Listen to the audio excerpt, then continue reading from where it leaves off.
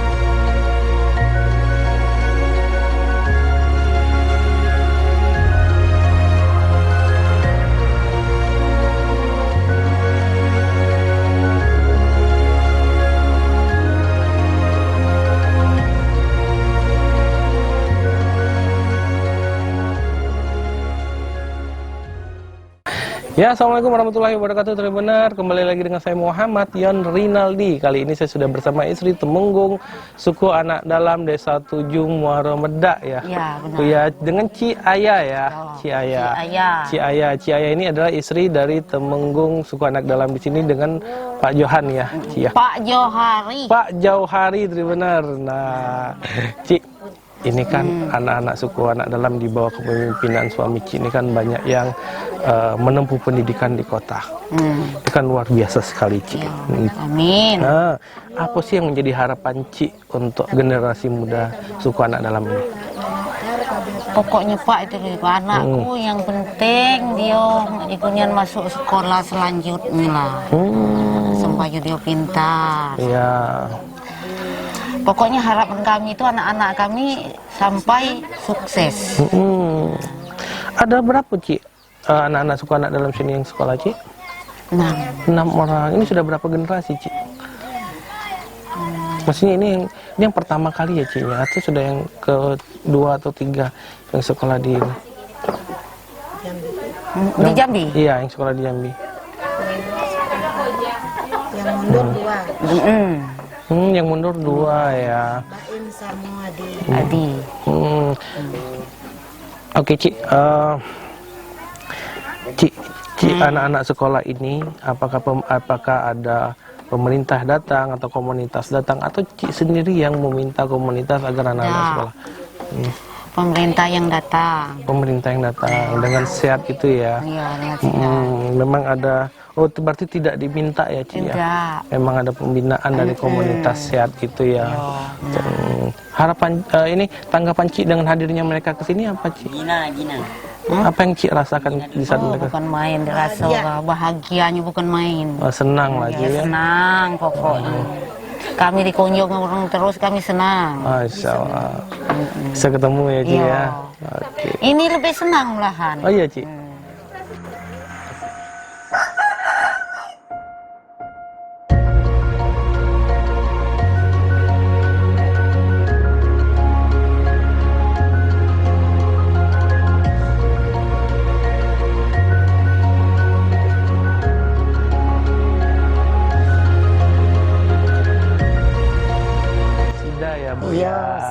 Apa kabar Bu Sida? Baik. Alhamdulillah sehat. Sehat. Alhamdulillah. Nah, Ibu Sida ini biasa dipanggil dengan Cik Sida ya? Iya. Cik Sida. Ini Cik orang Sida. tua dari anak Farel. Farel. Nah, Farel itu konon katanya juara 1 ya Bu Sida ya? Iya. Ya, Bu Sida ini kan luar biasa sekali nih. Ibu berani untuk melepaskan anaknya sekolah di kota Jambi itu Iya. Bu ya. Tidak semua orang loh Bu bisa seperti itu. Nah, jadi sebenarnya apa sih yang memotivasi Ibu kok begitu semangat, begitu yakin untuk anaknya yang baru umur belasan ya Bu ya, untuk jauh dari Ibu menempuh pendidikan? Supaya dia pintar, jangan Oke. nurut seperti aku, hidup di dalam hutan, Pak. Oke. Oh, jadi Ibu pingin anak Ibu ini Pintar, lanjut sekolah. sampailah cita-citanya Iya, Bu ya. cita-citanya. Kalau cita-citaku, aku berharap selalu berdoa supaya anakku tuh tercapai kuliah. Jadi awal ceritanya anak Ibu itu dan Ibu sendiri mengizinkan mereka ke sekolah itu gimana Bu? Kok bisa kepikiran, oh anak harus sekolah nih? Gimana ceritanya itu? Jangan seperti aku lagi, Pak. Hidup dalam hutan, mengenal Jambi itu namanya saya kenal tapi saya tidak pernah tahu. Siapa yang meyakinkan Ibu? Oke, anak harus ke sekolah. Meyakinkan itu Pak, yang seperti aku lagi hidup dalam hutan. Kalau Pacak, cita-cita anak aku itu harus hidup lebih luas lagi. Jadi anak Ibu itu sendiri rencananya mau sampai mana nih Bu? Pendidikannya apakah taman SMP, SMA atau pingin Ibu Kalau sampai kuliah? cita-citaku meyakinkan anakku harus jangan putus tengah jalan Pak sampai kuliah. Cita-citaku selalu berdoa. Nah kan selama anak Ibu, Ibu sudah berapa lama sih anaknya sekolah di Jambi Ibu? Sudah 2 tahun lebih. Sudah 2 tahun. Nah selama 2 tahun ini Ibu ada ke Jambi nggak untuk melihat anak Ibu sekolah? Tidak pernah. Jadi memang Ibu lepas begitu aja Iya, ya? saya yakin dengan ibu yang mengurusnya. Yang membimbing itu Yang ya? membimbing. Berarti bisa dikatakan yang meyakinkan Ibu ya teman-teman dari SEAT itu ya Bu? Iya. Yang meyakinkan untuk ya harus berpendidikan gitu kan Iya. ya Bu ya? Saya selalu aku percaya supaya anakku itu pintar. Semoga aku lepas. Ibu ada mengirim uang atau makanan gitu untuk mereka di sana? Kalau makan tidak pernah Pak. Kalau uang mungkin aku sering tapi tidak banyak. Paling 50.000, 100.000 berdua. Ini kan salah satu anak Ibu peringkat 1 ya? Ya, Farel. Gimana apa yang Ibu rasakan? Senang. Senang ya, bangga lah. Bangga. Ya. Syukur alhamdulillah dia dapat peringkat. Dari banyak profesi yang ada di kota Bu, seperti dokter, pilot, TNI, Polri, Ibu pengen anak Ibu jadi apa sih Bu? Kalau itu Pak tergantung dia. Saya mendukung. Apa dia jadi dokter, apa dia jadi masuk tentara, saya mendukung. Jadi wartawan seperti saya Bu? Oke. Oke juga. Oke juga. Oke Bu, terima kasih pertanyaannya. Selalu aku apa yang dipilih itu selalu aku mendukung selaku orang tuanya. Masya Allah, Tribuner ini menginspirasi kali ya Tribuner. Rumahnya jauh di tengah hutan, kita harus menempuh dengan menggunakan jalur air, tapi anaknya mampu untuk menempuh pendidikan formal.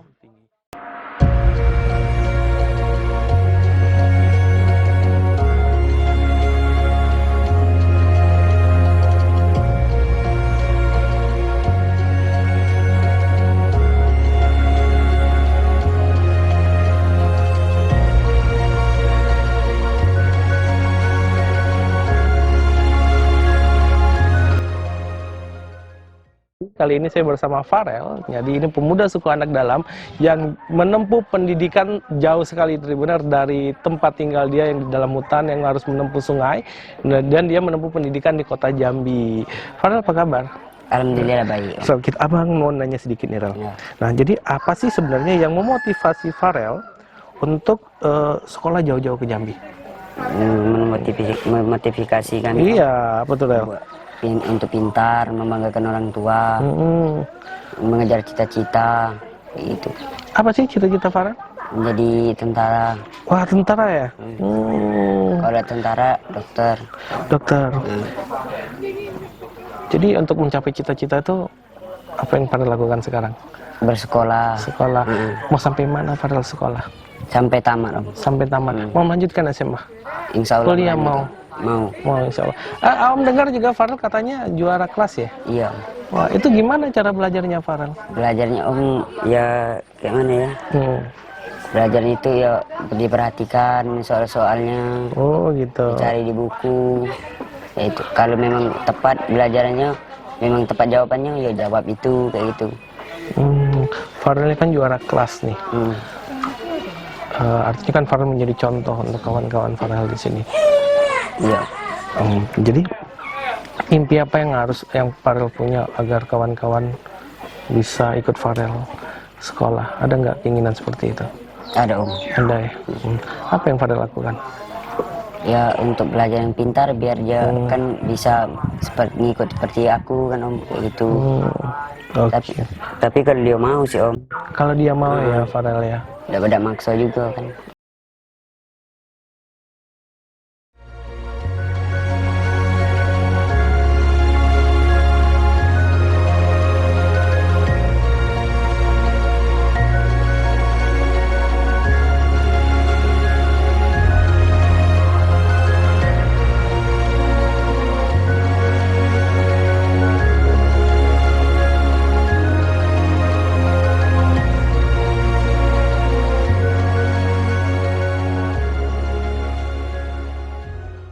Nah, jadi Mbak Vivi, seperti yang kita ketahui kan suku anak dalam di perkampungan ini kan sudah ada yang menempuh pendidikan nih, mulai dari tingkat SD sampai SMP, bahkan SMP-nya katanya ada di Jambi ya Mbak ya. Benar. Itu gimana ceritanya Mbak, kok mereka bisa sampai berjuang gitu, menempuh pendidikan di Jambi? Bisa ceritakan nggak Mbak? Jadi mungkin saya cerita sedikit ya terkait dengan komunitas sehat. Apa sih komunitas sehat itu? Jadi sehat itu adalah kepanjangan dari Sobat Eksplorasi Anak Dalam Jambi atau biasa dikenal dengan Sehat Jambi. Jadi komunitas ini bergerak di bidang sosial pendidikan, tapi kita concernnya atau fokusnya itu ke suku anak dalam.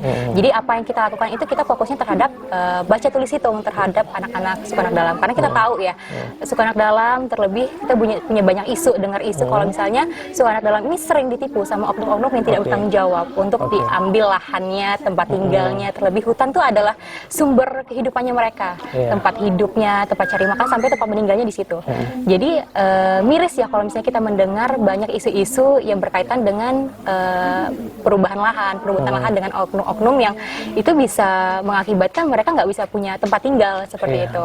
Nah, kami Sehat ini lahir itu atas dasar kepedulian para pemuda-pemudi Jambi untuk bisa melakukan apa sih yang bisa kita lakukan sebagai seorang pemuda di Jambi untuk saudara-saudara kita itu suku anak dalam. Nah, kami mempercayai bahwa ternyata pendidikan itu adalah salah satu fondasi penting untuk bisa merubah nih setidaknya dari dalam diri mereka sendiri. Apa sih yang memang harus dilakukan sebagai seorang suku anak dalam untuk menghilangkan atau bahkan untuk menghindari hal-hal tersebut bisa terjadi atau bahkan terulang kembali seperti itu. Jadi harapannya adalah dengan adanya kita relawan Sehat Jambi yang memberikan pengajaran terhadap baca tulis hitung bisa memperkaya ilmu dan juga bisa merubah pola pikir suku anak dalam kalau ternyata pendidikan itu adalah satu hal yang penting, satu hal yang bisa merubah atau bahkan merubah hidup mereka seperti itu. Nah, bagaimana cara Mbak Vivi itu meyakinkan mereka sehingga mereka mau, oke, aku akan ke Jambi nih untuk sekolah?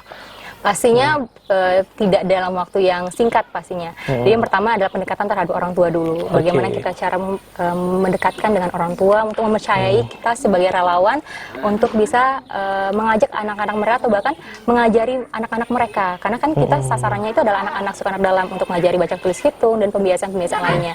Jadi pertama kita melakukan pendekatan dengan orang tua, baru kita minta izin juga kira-kira anak-anaknya nih pengen punya mimpi yang lebih luas lagi. Kira-kira boleh enggak mereka ini menempuh pendidikan formal? Karena kita tahu mereka itu tidak bisa mengakses pendidikan atau bahkan tidak bisa mengakses informasi yang seperti bisa kita dapatkan di kota seperti itu.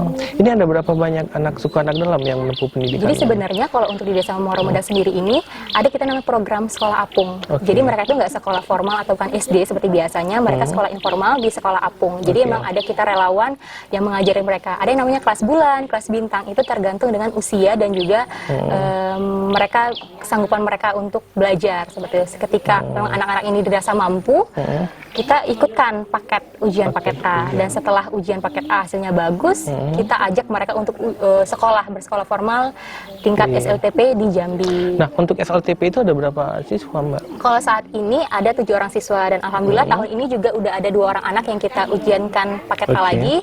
Totalnya insya Allah kalau misalnya mereka mau lanjut lagi ke sekolah formal, ada 9 siswa yang untuk sekolah formal di Jambi. Wah, seperti itu. Keren. Nah, kalau untuk sekolah apung itu sendiri itu pembelajarannya setiap hari atau setiap minggu? Iya, biasanya kalau kita kan kalau misalnya relawan sendiri itu biasanya seminggu sekali, 2 minggu sekali. Tapi memang ada relawan yang live in di sini. Itu biasanya 16 hari dalam sebulan. Jadi mereka mau belajarnya seperti apa itu tergantung mereka anak. Kayak kalau misalnya mau belajar di hutan atau bukan di sekolah apung atau bukan di jembatan, itu tergantung mereka. Karena memang kita saat ini mengusung pendidikan yang konseptual, di mana pendidikan yang kita ajarkan ke mereka sesuai dengan apa yang mereka alami atau bahkan mereka rasakan di tempat tinggalnya. Seperti itu. Kesulitan apa yang Mbak rasakan selama menjadi sukarelawan di sini? Jadi yang pertama kali adalah bahasa ya, karena kita tidak mengerti nih bahasa mereka seperti apa. Kedua adalah karakter yang berbeda dengan kita, atau bahkan kebiasaan mereka yang berbeda dengan kita. Itu yang mungkin kita harus beradaptasi lebih gitu loh, punya effort lebih untuk mengajari anak-anak di sini. Nah, harapan Mbak sendiri dan tim SEAT itu kepada pemerintah untuk kemajuan pendidikan suku anak dalam ini? Kadang orang berpikir ya, kenapa sih kalian sebagai relawan mau nih turun langsung padahal nggak dikasih apa-apa dari pemerintah atau bahkan. Kadang kita berpikir kalau misalnya kita harus menunggu dulu dari pemerintah ya nggak bakalan jalan. Jadi kita ngerasa kayak kita punya andil di sini, mereka saudara kita mampu, tenaga, pikiran sebagainya, kenapa enggak gitu. Bahkan orang banyak ya berpikir atau bahkan sebelah mata terhadap suku anak dalam. Padahal yang saya baca dan saya dapat informasi juga, kita diberikan quotes juga nih dari salah satu orang yang saya lupa namanya, kita diberikan Tuhan 2 mata, tapi kenapa kita masih menganggap mereka sebelah mata? Seperti itu. Mimpi Mbak terhadap anak-anak muda suku anak dalam ini ke depannya gimana? Mimpinya adalah semakin semangat, semakin termotivasi terkait dengan teman-temannya yang sudah bersekolah formal. Harapannya adalah semakin banyak nih anak-anak suku anak dalam yang mereka sadar terhadap pendidikan itu adalah suatu hal yang penting sebagai fondasi untuk mereka bisa melanjutkan kehidupan mereka ke depannya. Seperti itu. Oke, Mbak Vivi, terima kasih banyak. Oke, Tribuners, demikianlah wawancara kita dengan Mbak Vivi, Ketua dari SEAT Jambi ya Mbak ya. Assalamualaikum warahmatullahi wabarakatuh. Waalaikumsalam warahmatullahi wabarakatuh. Demikianlah potret generasi muda suku anak dalam mencari dunia pendidikan terbaik. Kurangnya sarana dan prasarana pendidikan di perdalaman tidak mengurangi semangat mereka untuk berprestasi demi masa depan yang lebih baik. Bersama saya Muhammad Ian Rinaldi, sampai ketemu lagi selanjutnya.